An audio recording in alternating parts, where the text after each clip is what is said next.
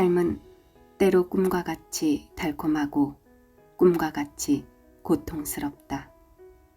우리는 왜 여기 이렇게 존재해 있는 걸까?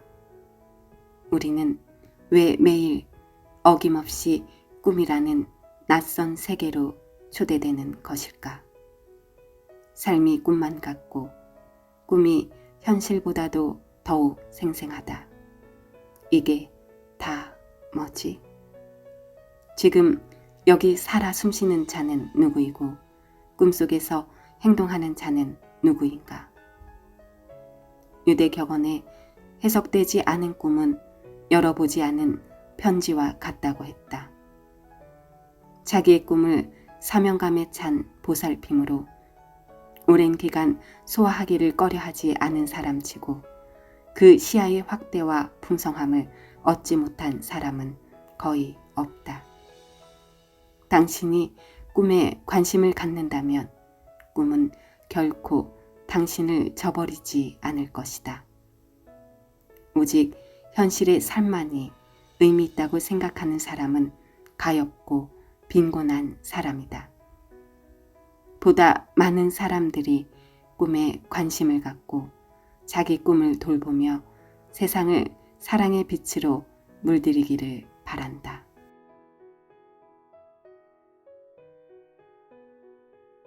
안녕하세요. 유나 책방에 오신 여러분 환영합니다. 오늘은 도서출판 우리의 뜰에서 펴낸 지난밤 꿈의 마리아와 함께 하겠습니다. 지은이 이수경 씨는 음악과 꿈을 만들고 연구하고 가르치고 있으며 학교에서는 러시아 문학, 작곡, 음악학을 전공했지만 정말 필요한 배움은 잡다한 독서와 소소한 실천을 통해 매 순간 찾아나가고 있다고 말합니다.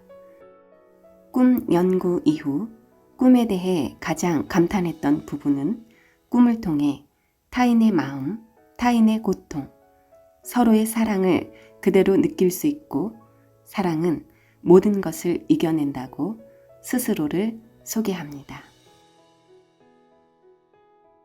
지난밤 꿈의 마리아. 책의 내용은 1. 꿈이란 무엇인가? 2. 수면 과학으로의 도약. 3. 기억은 미래를 향한다. 4. 꿈은 음악처럼 이야기한다. 5. 숙명의 딜레마, 어머니와 아버지. 6. 그림자 콤플렉스와 내면 여행. 7. 방탄소년단의 성장 드라마. 8. 우리는 같은 꿈을 꾼다. 9. 나의 꿈을 내가 조종하다. 이렇게 9개로 나뉘었습니다. 오늘은 그 중에서 6번째 그림자 콤플렉스와 내면 여행을 만나보겠습니다. 꿈은 때로 내가 생각하는 나와는 너무나 다른 모습의 나를 보여준다. 그러나 꿈 연구자들은 말한다. 꿈에 대한 제일 좋은 은유는 거짓말하지 않는 거울이라고. 밤마다 우리는 결코 거짓말을 하지 않는 꿈이라는 마법의 거울 앞에 선다. 마법의 거울은 오직 진실만을 비춘다. 지난밤 꿈에 꿈자아가 의식적으로 용납할 수 없는 수치스러운 행동, 부도덕한 행동, 우스꽝스러운 행동을 연출했다면 그림자 콤플렉스의 출현을 의심해 볼 수 있다. 분석 심리학에서 그림자란 우리 마음 깊이 꼭꼭 숨겨져 있어 우리가 스스로 보지 못하는 우리 자신의 어두운 측면을 말한다. 그림자는 여러 콤플렉스들 중 특히 절실하게 다루어야 할 콤플렉스이다. 자아가 의식적으로 생각하는 자신, 자기가 누구라고 인식하고 있는 자신이라면 그림자는 우리 자신의 일부이지만 우리가 보려 하지 않거나 이해하는 데 실패한 부분이다. 누가복음 6장 41절은 그림자 콤플렉스에 대한 정확한 일침이다. 어찌하여 형제의 눈 속에 있는 티는 보고 내 눈 속에 있는 들보는 깨닫지 못하느냐. 그림자 원형이란 바로 그 들보를 가리킨다. 일반적으로 그림자를 의식하는 일은 쉽지 않다. 그림자도 콤플렉스이므로 무의식성을 특징으로 한다. 우리는 남의 티는 잘 볼지언정 우리 자신의 들보는 좀처럼 보지 못한다. 그렇다면 우리는 어떻게 그림자를 알아볼 수 있을까? 그림자는 왜 위험한 것일까? 그림자는 삶에서 어떻게 작동하는 것일까? 물리적으로 그림자의 특징은 드리움에 있다. 주체 밖으로의 드리움.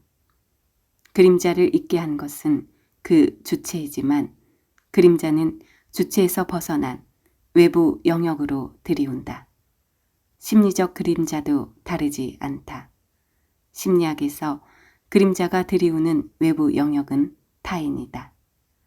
나의 심리적 특성이 타인에게로 비춰지는 것을 심리용어로 투사라고 한다. 그림자는 투사를 통해 타인에게로 전가된다. 다시 말해 투사란 내가 나의 특성으로 받아들일 수 없는 무의식 속의 생각이나 욕망을 나의 것이 아닌 타인의 것으로 옮겨놓는 심리 현상이다. 우리 주변에는 말을 함부로 하여 타인에게 상처를 가하는 사람들이 더러 있다. 그 사람이 생각 없이 내뱉는 말들로 인해 상처받은 사람들이 주위에 쌓여간다. 그런데 이상한 점이 있다. 어쩌다 간혹 타인에게 상처를 주는 사람은 자신의 행동을 되게 인식한다.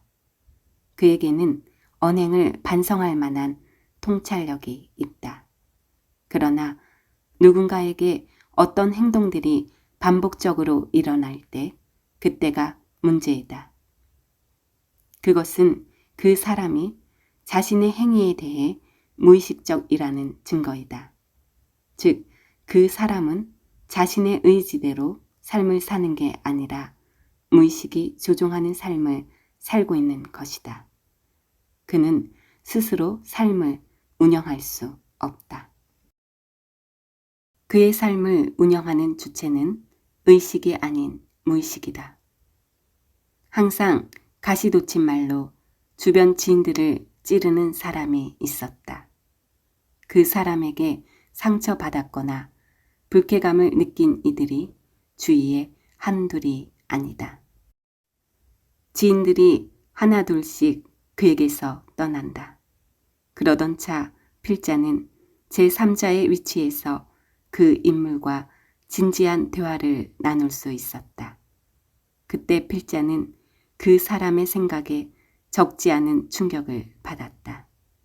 그는 자신의 언행에 대해 완전히 무의식적이었던 것이다. 그의 생각 속에서 그는 전적으로 피해자였고 주변 모든 이들이 가해자였다. 나중에 심리학을 공부하게 되며 비로소 알게 되었다. 내면의 상처가 큰 사람일수록 그리고 그 상처에 대해 무의식적일수록 타자와의 공감 능력이 떨어지며 타인을 공격하고 해칠 가능성이 높아진다는 것을. 그러나 정작 본인은 전혀 모르고 있는 것이다. 자신이 타인, 어쩌면 자신에게 가장 소중한 사람까지도 무의식적으로 해치고 있다는 사실을. 슬픈 일이 아닐 수 없다. 그림자 투사란 바로 이렇게 실은 나의 속성이지만 내가 나의 것으로서 인정할 수 없기에 타인의 것으로 넘겨버린 것들이다. 왜 나의 것으로 수용할 수 없을까? 도덕적 가치 판단 때문이다.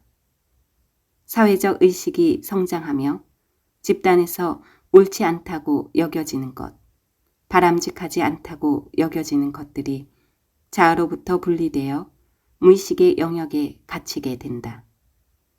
온갖 탐욕과 욕망, 잔인함, 분노, 공격성, 어리석음, 자만, 게으름, 나태 등등 집단 무의식에는 인간의 고유한 미덕과 악덕이 모두 존재한다. 그리고 악덕에 관한 한 우리는 그것을 거부하고 싶다. 모른 척 하고 싶다.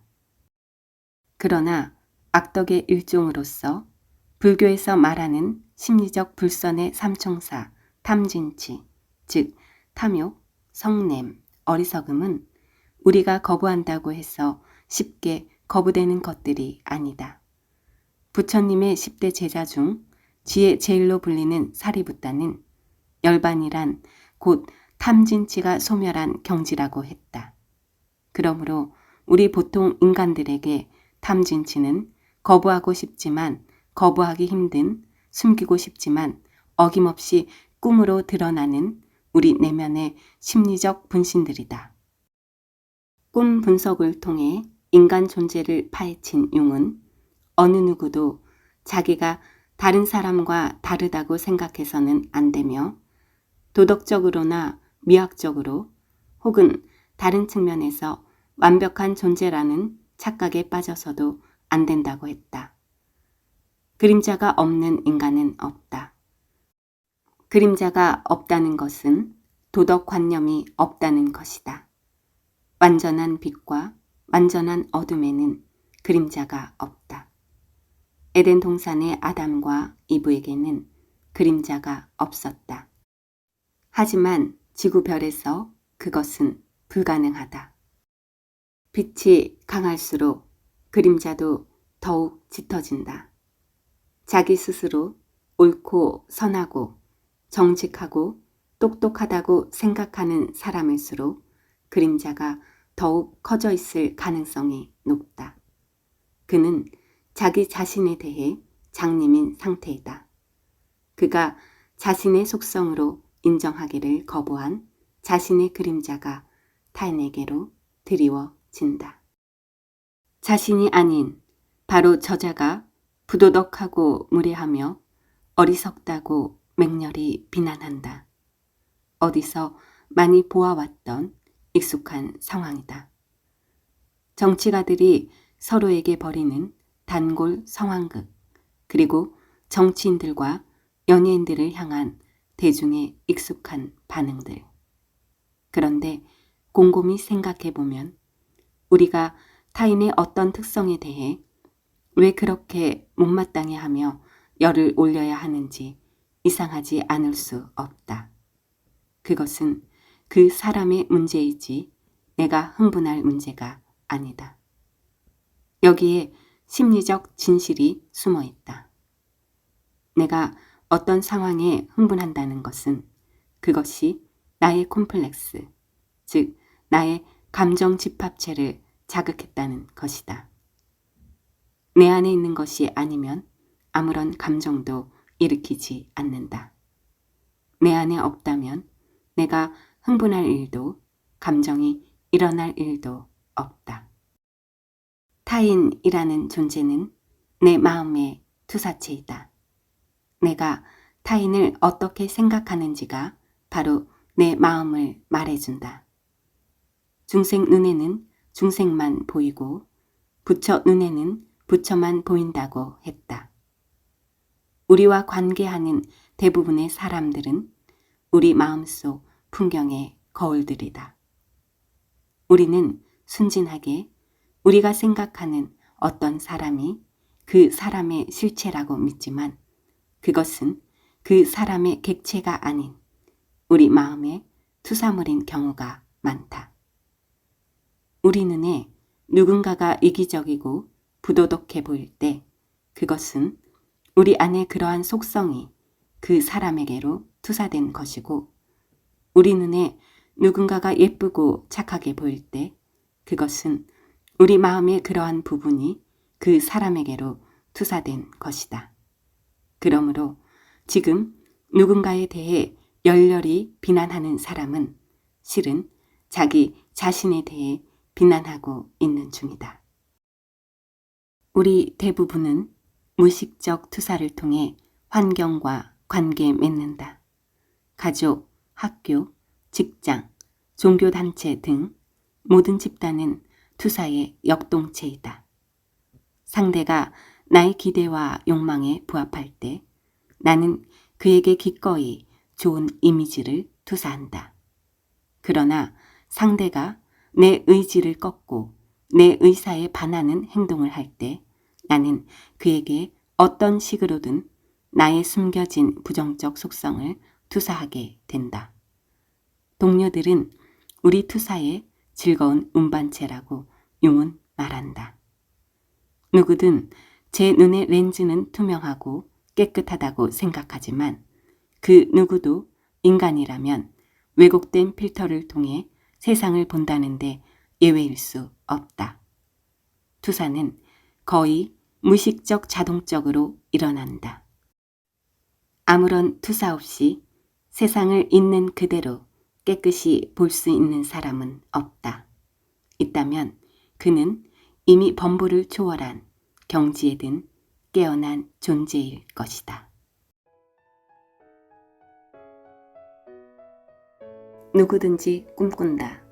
또 꾸고 싶은 꿈이 있다. 우리는 꿈속에서 헤어나와야 할 때도 있지만 깨어나고 싶지 않은 꿈을 꾸며 의식과 무의식을 때론 구분하지 못하고 스스로의 잣대로 그 안에 그림을 그리듯 살아가고 있다. 현실을 넘어선 꿈, 그 안에 스스로 가두어 버린 꿈. 어떤 꿈을 꾸겠는가? 그 그림은 울타리가 될 수도 있고 우주가 될 수도 있기에.